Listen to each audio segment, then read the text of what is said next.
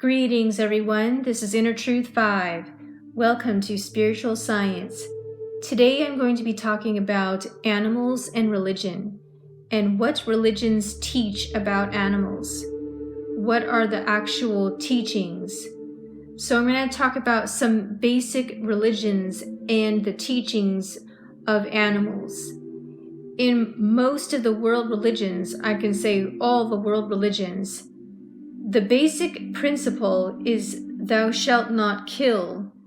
The basic principle is non-violence towards animals.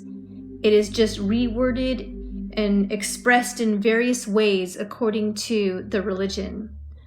So I'm going to talk about some basic religions such as Christianity, Islam, Buddhism, Hinduism, and Judaism. I'm going to touch upon these religions and some of the teachings. So this could be a long video. This might be broken up into several videos depending on how much I get through. So the first thing I'm going to talk about is the Seventh-day Adventists.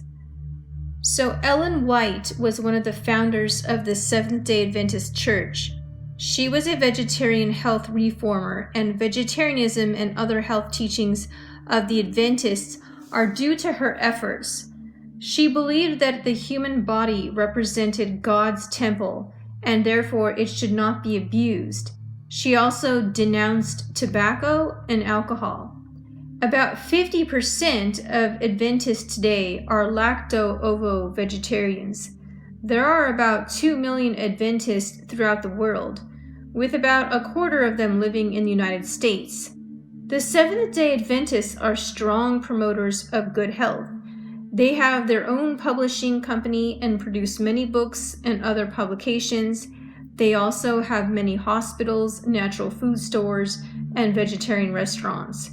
In addition, they have an institution of higher education, Loma Linda University. Several studies have found that Adventists are significantly healthier than the general population. Vegetarians owe much to Seventh-day Adventists since much of what is now known about health effects of vegetarianism comes from their studies. Here's a quote, or here's several quotes.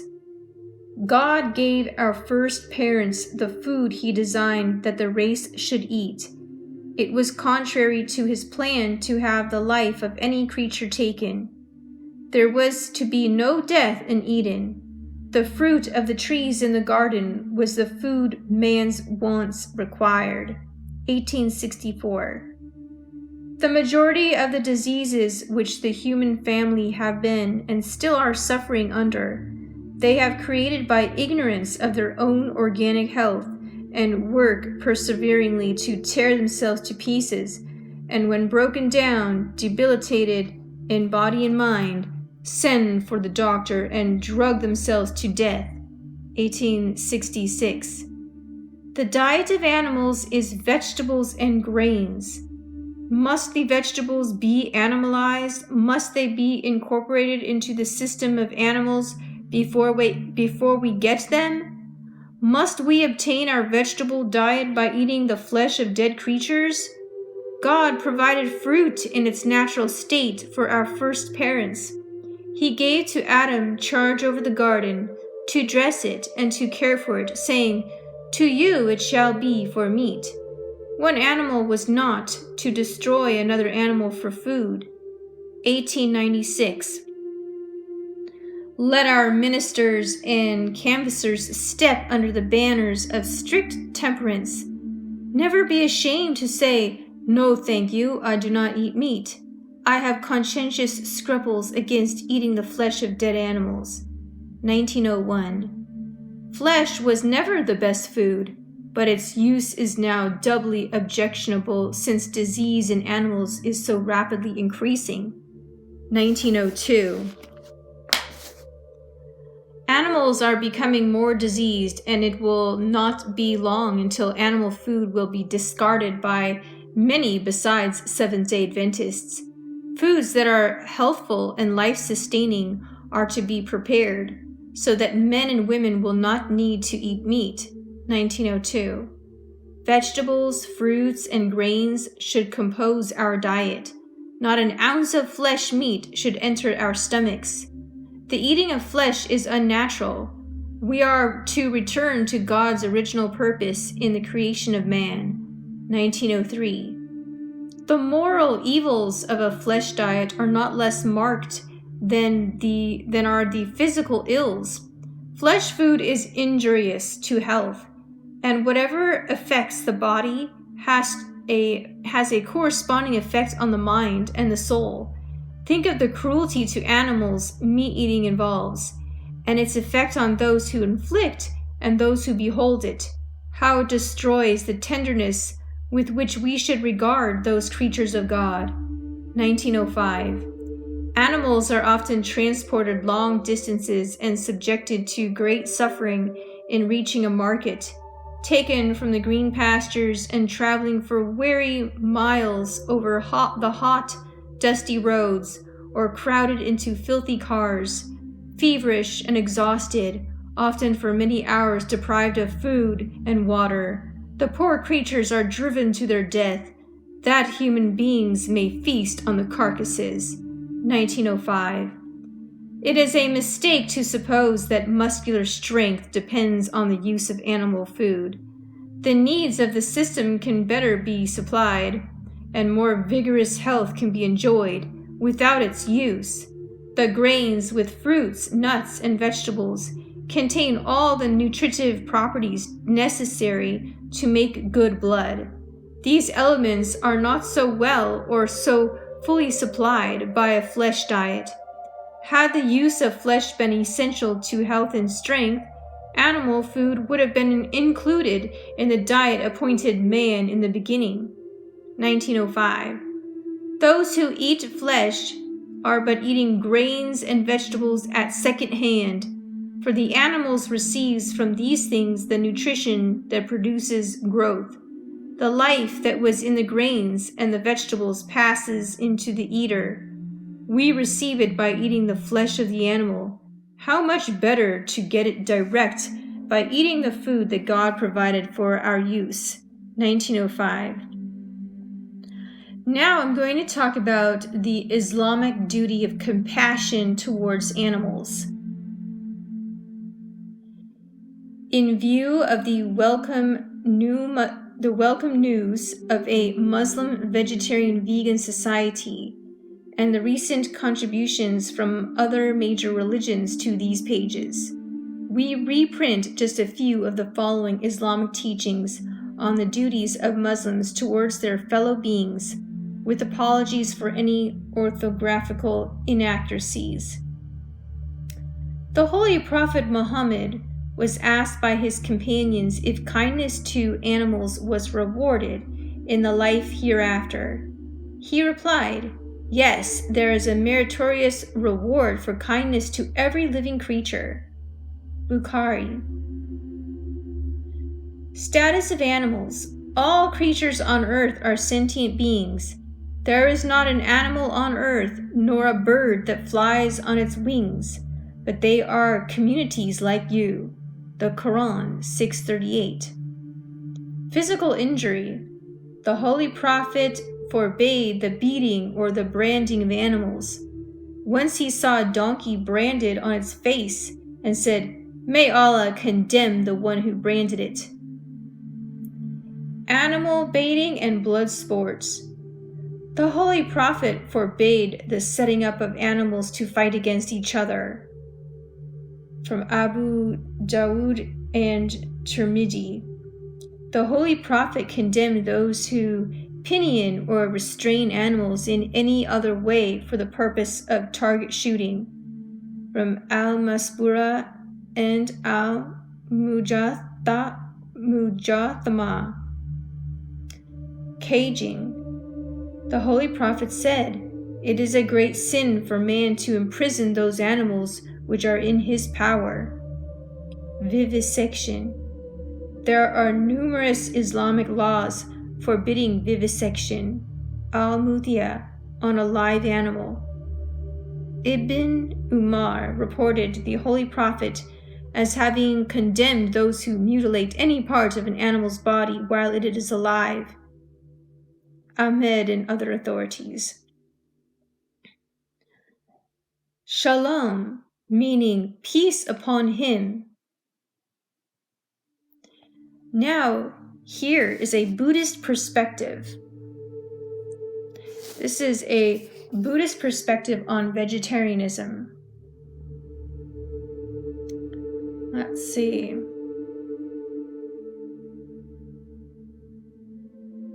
Okay. This is from Lin Xing Shiwan, 1995.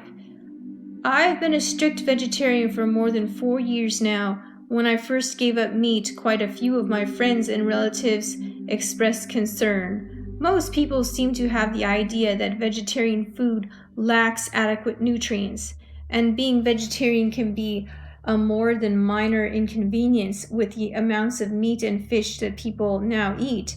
Chinese have a traditional notion that foods that are warming in nature, like meat, are important for building up physical strength.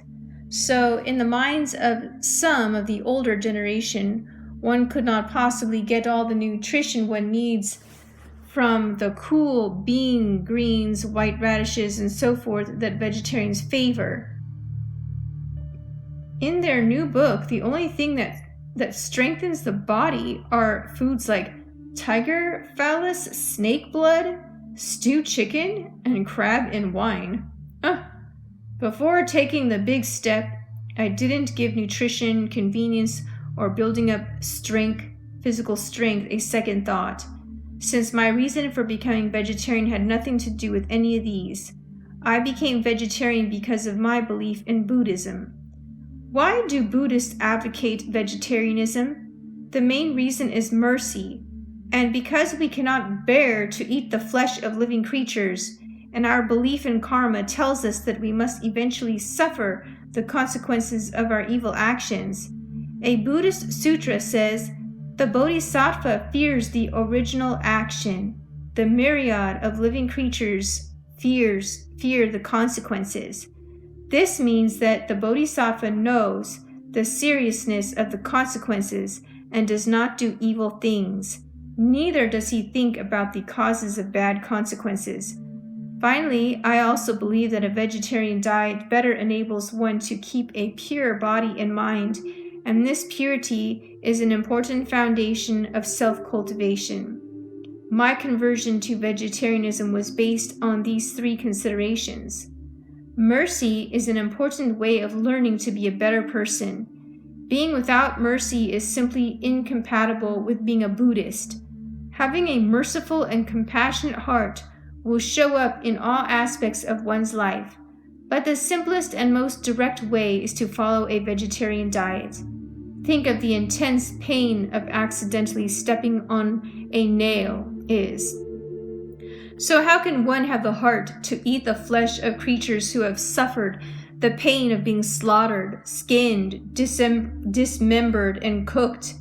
Being unable to bring ourselves to eat the flesh of these poor creatures is an expression of mercy. The pain of creatures on the road to our table is not some fanciful concoction. It is excruciatingly real. Let us cite the cooked live shrimp and crab that are so popular today as an example. Meeting their end by being cooked in water is like being sent to a boiling hell. There are desperate but doomed efforts to crawl or jump out, betray the unbearable pain they experience. Finally, they give their life in sorrow as they turn bright red. What a painful end. Frogs are put through even more suffering than shrimp and crabs. From the first made in their bodies to the time they are swallowed, they go through the equivalent of 8 different hells. Number 1, decapitation. Number 2, skinning. Number 3, removing the legs. Number 4, slitting of the belly. Number 5, frying or boiling. Number 6, salt, sugar, and seasoning. Number 7, chewing. Number 8, digestion and excretion. Anyone who puts himself in take place of a frog would be unable to ever stomach another one. Among the different kinds of suffering the human race can experience, The most intense is certainly that of war. Documentaries of the Nanking Massacre and the Nazi Holocaust leave few people unmoved and dry-eyed and most indignant. But humans can go for years or decades without war. Animals face suffering and death every day. For meat-eaters, every banquet means the death of hundreds and thousands of animals. Is this any different from human war? Preventing the suffering of living creatures, not by using their flesh to satisfy our taste buds and hunger, is the minimum expression of compassion we can offer. We choose not to kill out of kindness and not to eat out of compassion. I felt deeply moved upon reading 2 stories on the theme of mercy. They will be etched forever in my memory. One is recorded in the book Record of Protecting Life. When a scholar named Chow Yu was cooking some eel to eat, he noticed the one of the eels bending in its body such that its head and tail were still in the boiling point liquid, but its body arched upwards above the soup. It did not fall completely in until finally dying. Chow Yu found the occurrence a strange one, pulled out the eel and cut it open. He found thousands of eggs inside. The eel had arched its belly out of the hot soup to protect its offspring. He cried at the sight, sighed with emotion, and swore never to eat eel.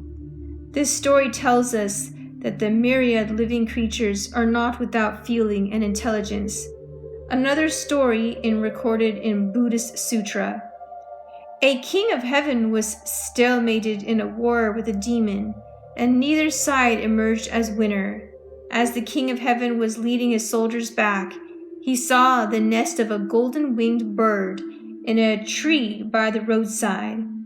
If the soldiers had chariots pass by here, the eggs in the nest will certainly fall to the ground and be scattered, he thought to himself.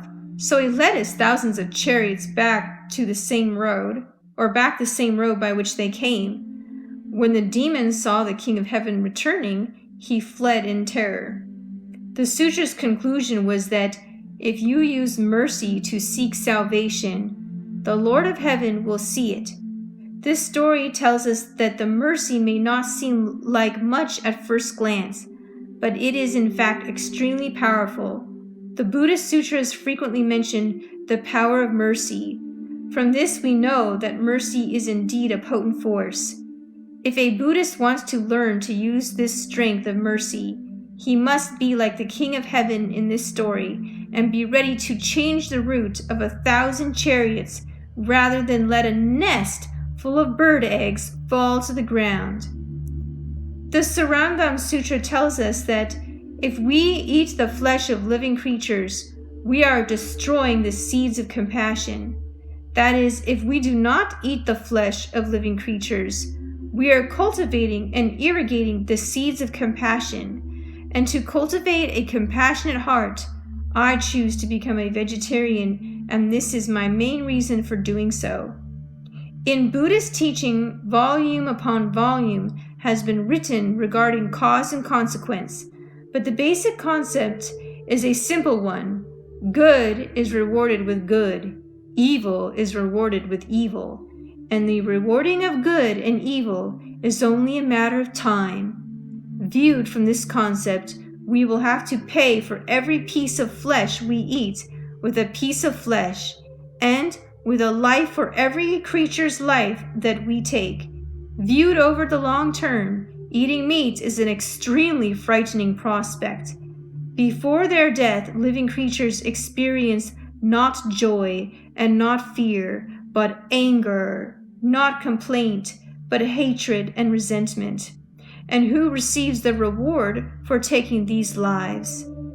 It would be difficult to try to prove the existence of this concept of cause and consequence, and it may even sound a bit far-fetched. However, in terms of this life, the negative consequences of eating meat include arterial sclerosis, heart disease, high blood pressure, encephalomia, stroke, gallstones, cirrhosis of the liver, and cancer.